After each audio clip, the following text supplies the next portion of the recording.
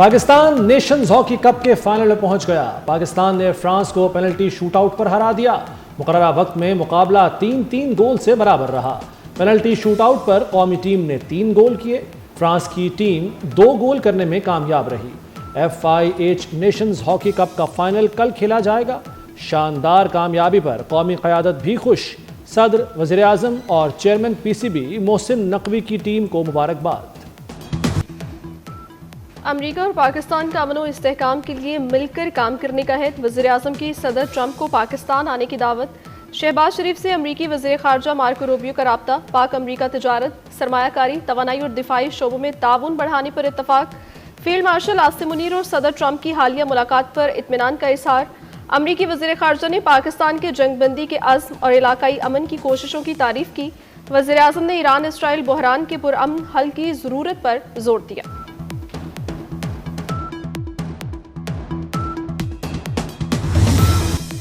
ایران اسرائیل جنگ رکوانے کے لیے عالمی کوششیں تیز۔ ایران کی درخواست پر سلامتی کونسل کا اجلاس۔ UN سیکرٹری جنرل کا فوری جنگ بندی کا مطالبہ۔ انتونیو گوتریس نے کہا کہ ایران اسرائیل کشیدگی تیزی سے بڑھ رہی ہے۔ دونوں طرف سے عوام متاثر ہو رہے ہیں۔ یہ کشیدگی پھیل گئی تو کسی کے کنٹرول میں نہیں رہے گی۔ سلامتی کونسل سے آج امن کا واضح پیغام جانا چاہیے۔ اسرائیل بین الاقوامی قوانین کی خلاف ورزی کر رہا ہے۔ غیر قانونی طور پر ایران پر فضائی حملے ہو رہے ہیں۔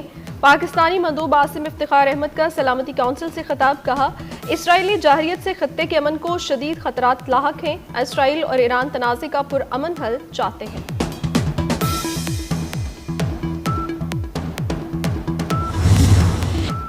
ایران نے مذاکرات کو اسرائیلی حملے روکنے سے مشروط کر دیا۔ ایرانی صدر مسعود پزشکیان کا حملے رکنے تک کسی سے بات چیت نہ کرنے کا اعلان۔ کہتے ہیں جنگ کے خاتمے کا راستہ جارحیت کو روکنا ہے۔ مہم جوئی جاری رہی تو رد عمل زیادہ سخت ہوگا۔ امریکی مذاکرات کے کئی بار پیغامات بھیج چکے ایرانی وزیر خارجہ عباس عراقچی کا انکشاف۔ کہتے ہیں اسرائیلی جارحیت کے خاتمے تک بات چیت کی گنجائش نہیں۔ جنیوا میں یورپی ممالک سے صرف جوہری اور علاقائی امور پر بات ہوگی۔ ایرانی بیلسٹک میزائل پر بات چیت نہیں کریں گے۔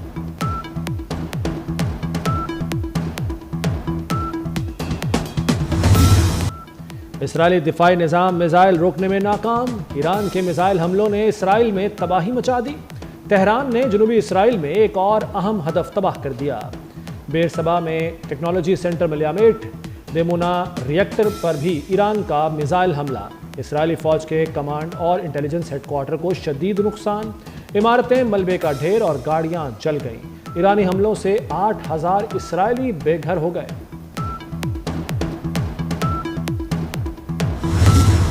ایران 2 ہفتوں میں جوہری ہتھیار بنا سکتا ہے۔ ترجمان وائٹ ہاؤس کا دعویٰ۔ ایران کو ایٹم بم بنانے کے لیے صرف سپریم لیڈر کی منظوری چاہیے۔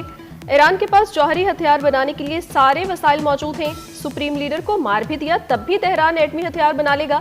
ٹرمپ نے ایران سے متعلق فیصلہ 2 ہفتوں کے لیے مؤخر کر دیا۔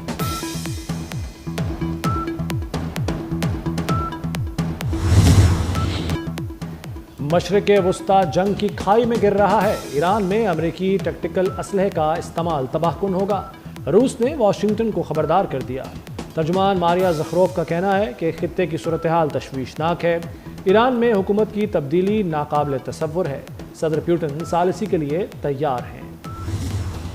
ایران اسرائیل کشیدگی میں چینی صدر نے 4 اہم تجاویز پیش کر دیں۔ شی جن پنگ کا فوری جنگ بندی کا مطالبہ۔ شہریوں کا ترجیحی طور پر تحفظ یقینی بنانے کی تجویز۔ فریقین کے درمیان مذاکرات کا آغاز کیا جائے۔ بین الاقوامی برادری کی امن کے لیے کوششیں بھی ناگزیر۔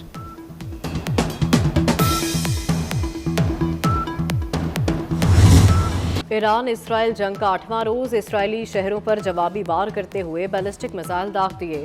اسرائیلی فوج کے کمانڈ اور انٹیلیجنس ہیڈ کوارٹرز کو نشانہ بنایا گیا۔ جنوبی اسرائیل میں کئی عمارتیں ملیا میٹ۔ بیر شیبا میں مائکروسافٹ کی عمارت کے قریب میزائل حملہ، 5 افراد زخمی۔ شہر میں کئی عمارتیں ملبے کا ڈھیر بن گئیں، متعدد اسرائیلی زخمی ہو گئے۔ ایران نے اسرائیل میں اسپتال کو نشانہ بنانے کا صہیونی دعویٰ جھوٹ کا پلندہ قرار دے دیا۔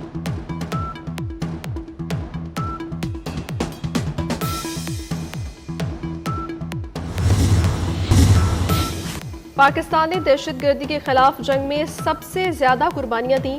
کچھ عناصر نے ہائبرڈ وارفیئر کو ہتھیار بنا لیا. ہائبرڈ وارفیئر بطور ہتھیار استعمال ہو رہی ہے. فیلڈ مارشل عاصم منیر کا واشنگٹن میں تھنک ٹینک پالیسی ماہرین اور عالمی میڈیا سے تفصیلی مکالمہ. کہا پاکستان علاقائی کشیدگی کو کم کرنے میں ذمہ دارانہ کردار ادا کرتا رہے گا. فیلڈ مارشل نے آئی ٹی، زراعت اور معدنیات میں پاکستان کی پوشیدہ صلاحیتوں پر روشنی ڈالی. عالمی سرمایہ کاروں کو سرمایہ کاری کی دعوت دی. شرکا نے سید عاصم منیر کی دو ٹوک گفتگو اور پاکستان کی اصولی پالیسیوں کو سراہا.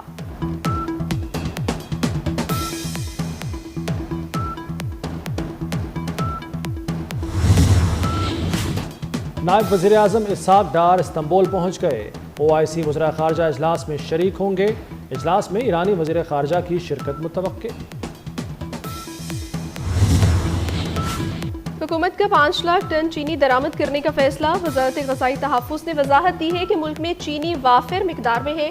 درآمد کا فیصلہ چینی کی قیمت میں استحکام کے لیے کیا. ادارہ شماریات کے مطابق ایک ہفتے میں چینی 3 روپے 77 پیسے فی کلو مہنگی ہو گئی. چینی کی قیمت 181 روپے کلو تک جا پہنچی.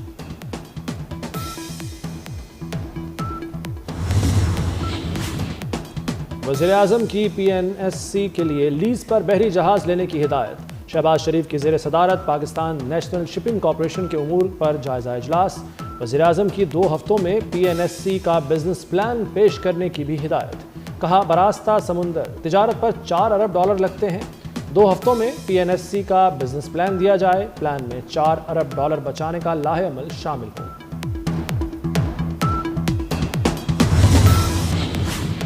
پنجاب حکومت کا کسانوں کو نچوڑنے کا منصوبہ. زرعی ٹیکس کے ساتھ سپر ٹیکس بھی لگے گا. زرعی آمدن پر ٹیکس میں 200% اضافہ. آئندہ مالی سال میں زرعی آمدن پر 10 ارب 50 کروڑ ٹیکس کا حد مقرر. تجارتی بنیادوں پر چلنے والے زرعی شعبے کمرشل فارمز میں بھی ٹیکس نیٹ آئیں گے.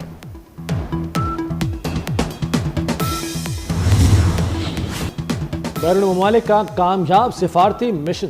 Chairman Peoples Party Bilawal Bhutto آج رات وطن واپس لوٹیں گے. بلاول بھٹو کا والہانہ استقبال کیا جائے گا. پیپلز پارٹی نے استقبال کے حوالے سے تیاریاں مکمل کر لی. بلاول بھٹو کی واپسی پر کراچی اور اسلام آباد میں پارٹی اجلاس ہوں گے. حکومت سے بجٹ مذاکرات پر بریف کیا جائے گا. پہلگام واقعے کے بھارت کے پاس کوئی ثبوت نہیں. سابق سربراہ بھارتی انٹیلیجنس سروس امرجیت سنگھ نے اعتراف کر لیا. پہلگام واقعہ بھارتی انٹیلیجنس اور سیکیورٹی کی ناکامی قرار دیا. امرجیت سنگھ نے کہا ہے کہ پاکستان فضائیہ نے بھارت کے 6 طیارے گرائے. پاکستان ہمیشہ ہی تعلقات بہتر بنانے میں پیش رفت کرتا ہے. پاکستان کی مہمان نوازی کا دنیا میں کوئی مقابلہ نہیں ہے.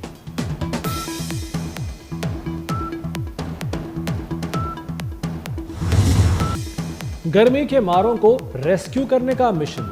بادلوں کی ٹیم پاکستان پہنچ گئی. 23 جون تک قیام کرے گی.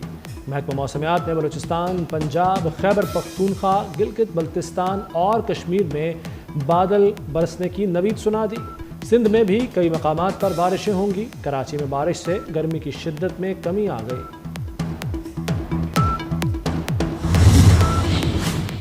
چیئرمین PCB محسن نقوی سے فیفا کے صدر کی ملاقات. پاکستان میں کھیلوں کی سہولتوں پر تبادلہ خیال کیا گیا. دونوں رہنما نے کرکٹ اور فٹ بال کی بڑھتی ہوئی مقبولیت کا جائزہ لیا. محسن نقوی نے فیفا کے صدر کو دورہ پاکستان کی دعوت دی جو انہوں نے قبول کر لی.